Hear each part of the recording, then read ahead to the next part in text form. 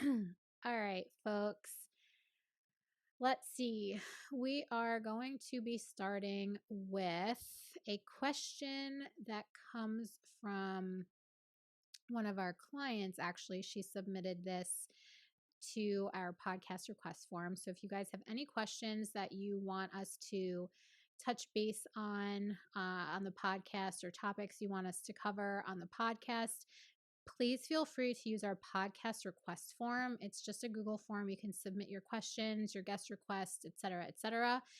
So Trina submitted this question through our podcast request form, and I'll read it. And Alyssa, I would love for you to get started on this question. So let's see. For those of us with garage gyms or semi-outside gyms, do you have recommendations on the best way to protect barbells, squat racks, weights from moisture, rust, etc.? Also, for those of us who train in the cold, best advice on how to stay warm and how to best warm up. Layers, propane heaters, specific cold weather workout gear that does not impede movement. So I would say this is definitely climate dependent, dependent on where you live. We know that Trina lives in a Four Seasons location that does get a lot of humidity. So, Alyssa, what are your recommendations here? So for bar care and equipment care, and Trina, I briefly, I think I sent her a picture of the oil to use on her plates because I saw a picture of her plates and they were rusty. Um, it's a battle, and for anybody who's buying new equipment and knows that they are in sort of a moisture rust area where rust could accumulate, humid like a environment. humid area. I would suggest spending the money on stainless steel. That would be, if you are going to purchase equipment or a bar, I would go with the stainless steel option. Or, if Rogue has their Cerakote, and that is your second best option that's going to be protected. But a lot of us already have home gyms and have equipment, and we want to keep them safe. So the first thing with really anything, but especially your bar, before you even get to oiling, you need to remove the chalk. And I would use a nylon brush, not one of the metal bristle brushes. It's going to scratch things. So a nylon brush, there are some like fancy ones on the market now. Rogue sells one that wraps around. You can hold it and it wraps around the bar, but now there's one that's the whole like cuff that goes around the bar. And so a nylon brush that has pretty firm nylon bristles is going to help you get the chalk out of the knurling, and spend the time to get the chalk out of the knurling before you oil, because if you don't, the chalk is probably always going to be there. And then then there's 3-in-1 oil. When you're in a very humid environment, you're going to have to you should use that more than somebody who has like a gym inside. It's good for the care of your metal anyway. And a microfiber cloth. So you can wipe down your rack, your plates, everything with that. Obviously, if your plates are slippery, put some chalk on your hands when you're loading them onto the bar. And I recently, and I don't remember why I saw this or if I was looking it up, saw a video on how to actually remove the sleeve of the bar and oil inside of the bushings, the parts that move in there. Now, I don't think most people need to do that. Trina, it might benefit you to do that because of where your gym is. Yeah, and I would look at the manufacturers. Trina's gym is like it's literally like outside. She has just like a covering. I don't even know what you would call that. It's like a tent. No, I mean, it's not a tent. Like It's a pergola. There you go, pergola. It took us a long time to remember what the name of Trina's enclosure building was. Yeah. But yeah, so this gym is really outside in all weathers, but it's covered. But garage gyms still experience this change in weather and change in humidity. And I think that's the biggest thing. It's the change in humidity surrounding the plates and the bars and your gym equipment. So when you can't control for that humidity, you have to take care of your bars even and your equipment even better, because we've got to get the junk off of it. We've got to keep it lubricated to prevent the steel or the metal from changing. And if you're using a brush to get chalk off, I would use that every time you use the bar so that you're not getting chalk caked up. When it comes to plates, there are racks. If you have new plates, there are racks that are better for not scratching the inside of that hole on the plate. There are the chrome coated posts that are basically slippery. I set up a new like weight tree that it came oiled, and it was the difference between scratching the inside of my plates and not, and that any coating that's already on your plates is going to protect against rust. So again, you already have your equipment, Trina, so that's not necessarily a recommend. You don't need to get new equipment, but if somebody's looking at new things, like these are the sort of things to take into consideration, some of which I learned while buying Yeah. equipment. Yeah. I mean, I But think that's, also the more you're around equipment, we always get questions about like, what equipment should I buy and this kind of stuff. And, we've just been around it for so long and we've bought multiple sets of different things, so we have gone through the trial and error with our own equipment and been in different gym environments and seen how equipment responds to the environment and care that it's in. And when a bar has been cared well for and not cared at all for. And when, like we traveled to Aruba, which is a super humid environment, and there was a lot of rust on the bars, and like in that kind of environment it's hard to keep up with that kind of stuff. But the good news for where Trina lives is the humidity is only a certain portion of the year, not all year round. So that's definitely a summer and spring and early fall type of thing that you need to be more cognizant about and more consistent with in those seasons. But the problem is in the winter, um, we do have this change in temperature if you are using a heater in your gym and you're equipped. So this is one thing that does happen in a cold gym in the winter. When you do start to heat up the gym, the equipment can get wet. Um, Especially because it's a not climate controlled environment. So there is no dehumidifier in your gym. So there's going to be a lot of moisture. And in garage gyms as well, there's going to be a lot of moisture in the air anyway because of the moisture that comes in the air. And then when you start to heat it up, the equipment is so cold relative to the heat that it then becomes wet. Um, so you just want to be mindful when you have cold equipment and you turn on the heat. You when you're re-racking, like once the plates are warmed up, so like at the end of your workout you might want to just separate the plates and make sure they're dry on the inside, like the flat sides of the plates are dry. Because we definitely, like my husband will shut the heat off sometimes and I'll be like, don't do that. Because the plate, like we have a heater in our gym and I don't shut it off in the winter, because if I do shut it off in the winter and then I turn it back on, that all the equipment gets wet. So if you do have climate control in your gym, like if you have, and what we did, and this is kind of part of the conversation, I guess, is if you have the money to invest in your garage gym, and you can get an AC heat ductless unit. We have a Mitsubishi. If I can't even ever say that right. Like my S's get all messed up. I wasn't going to say anything. I can't say it. Can you say it for me? Mitsubishi. Mitsubishi. Did I say it right this time? Yeah, I was like, I don't even know if I need to I say know. it. So we have a AC heat ductless unit in our garage. We did actually finish the walls because we invested in our gym, but because it's my place of business as well.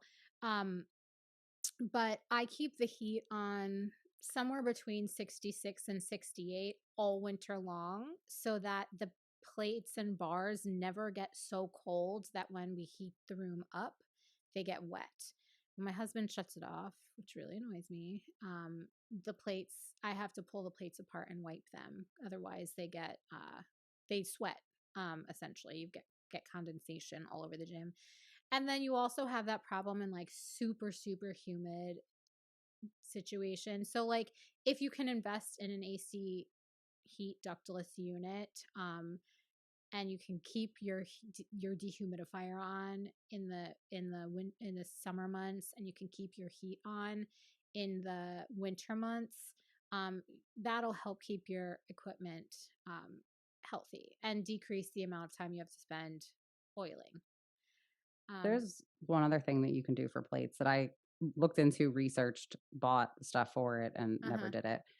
If you are concerned about your plates rusting and you can't control humidity, you can get a top coat, like a spray paint clear top coat.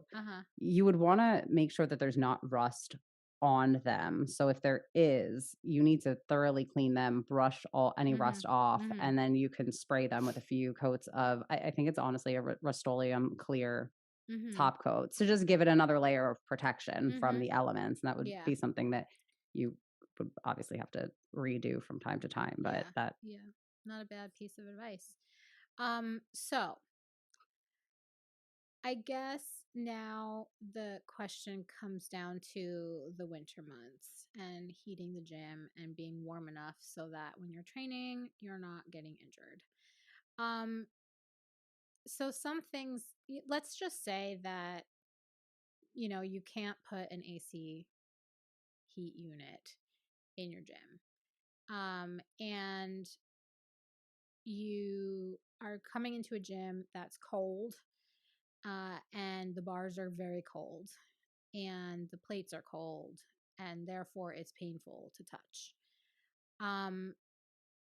What I did, and this is like I don't even want to talk about heaters yet. Like, one thing that I'm thinking, and this is just coming to me now, like I've never done this, but what are those like plumber gloves, or like those, like, do you know what I'm talking about? Or you're what are they? stupid, I would know because they're plumber gloves. You would. You're the resident plumber here. Yeah. Do you know what I'm talking about? When my husband and I did a Tough Mudder years ago, we got these gloves. They're tight and they're like rubber. And I would just say, like, not to, obviously we don't want to train, like we don't want to train with something on our hands, but they are very form fitting and they allow you to perform fine motor movements with your hands. And they would just protect between that cold while you're warming up and while the bar is warming up. I wouldn't use them for deadlifts, obviously.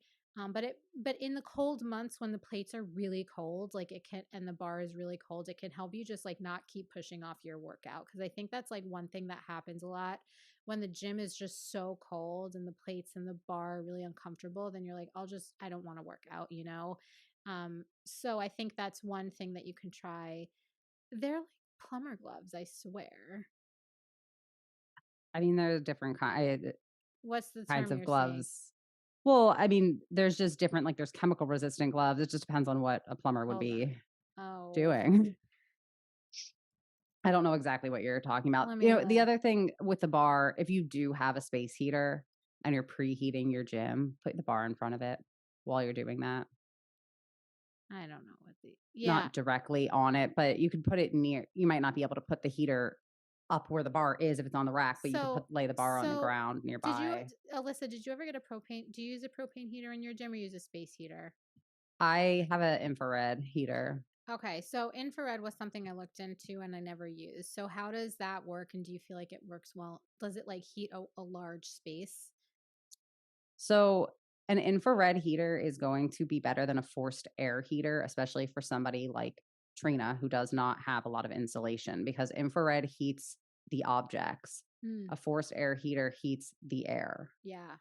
So the air is moving and you're constantly going to be like pushing out heat. Yeah. I think that she has a propane heater though. So what we did was we got a propane heater from, the local wherever I got it from, Home Depot or Lowe's or something. And I got one. Our gym is 362 square feet, but it has high ceilings. I got one that technically covers like 1,000 square feet, and it all these propane heaters these days, if it tips over, it has like an automatic stop. So I didn't feel like unsafe, because if it got tipped over, like I tested it, like I made sure like multiple times that it worked. And we always crack a window. The propane heater worked so well, it was almost too hot to train. So what I would do is I would go in and turn the propane heater on about 30 minutes before I trained. Now for Trina, it might not be that simple because it is an open space, but typically like a propane heater heats the area and continues to heat the area that it's in for as long as it's on. So it might make sense to turn it on for like 30-40 minutes before you train, to heat the area, heat up the bars, all that kind of stuff. But infrared, I've never tried that. It seems almost like a safer option because it doesn't involve the gas. um, Yeah, so usually with people who are looking into infrared, if you have a garage, so if your gym is in a one car garage, uh a so it's all about about the BTUs and how much heat it's putting out. Alyssa does a lot of research on For this stuff. You can trust everything that she's I saying. I have a 2-car garage, and technically my space heater is not big enough for that space. In order for me to have a space heater that's appropriate for my space, I would need to get 2 units, infrared units, and have them both connected to a 40 amp circuit on my breaker. So I would need somebody to add a circuit for those because they're too powerful for the normal circuit that you're going to plug something into, and oftentimes they're hardwired. So that's oftentimes a bit of a project. But these smaller ones, if you like the biggest smaller unit that's plug-in for like a 120-volt outlet, is probably going to be okay for most spaces if they're not huge. And I just kind of point it down. My gym stuff is all on in one garage bay, and then like the other side is empty. So it keeps that area warmer. I stay on the rack that it's in front of, and it makes it tolerable. For Trina, I think that she has the space heater covered. I don't know that she would be. I mean, it'd be interesting if she tried if an infrared in that space because of how little insulation there is. If that would help because it is a small space and it heats the objects, not the air. But I think the other thing she asked was about clothing too, Yep. to stay warm that doesn't interfere with movement, which is a good question. Sometimes like you put some things on that are warm, like Gore-Tex type of material is not very stretchy. But Under Armour, all those brands make the heat gear for the cool gear. It's either hot heat or cool. I don't know which one is for the winter. If heat What is for I when would it's hot out, or I don't know. What I would do is I would put like tights, like leggings and a long sleeve shirt on. And then I would put a loose sweatshirt and loose sweatpants over that while you're warming up.